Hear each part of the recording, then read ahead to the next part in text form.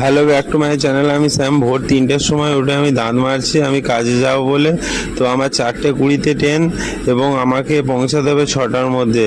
তো কাজ তো করতে হবে, সেই কারণে বাইক নিয়ে বেরিয়ে পড়লাম। রাস্তায় প্রচুর কুয়াশা ছিল, সেই কারণে আসতে দেরি হয়ে গেল। দেখতে পাচ্ছ স্টেশনে উঠেই, ঝাপানডাঙ্গা স্টেশন উঠেই দেখছি বর্ধমান হাওড়া ট্রেন। তো ট্রেনে উঠে পড়লাম, উঠে দেখছি তো মোটামুটি ভিড় নেই, ফাঁকাই ছিল, সিটও পেয়ে গেলাম দেখতে পাচ্ছ। তো ট্রেনে 40 মিনিট লাগে আমার গন্তব্যস্থলে যেতে, বলরামবাটি। তো নেবেও পড়লাম 40 মিনিট পর। আমার গ্যারেজে সাইকেল থাকে, তো সাইকেল নিয়ে আমায় 5 কিলোমিটার যেতে হয়। এই কুয়াশার মধ্যে কত কষ্ট বুঝতেই পারছো। তো সিঙ্গুরের ওপর দিয়ে যাই।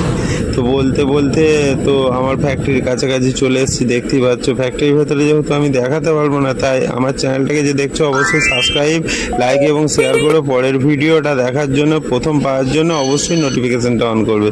কমেন্ট করতে ভুলবে না।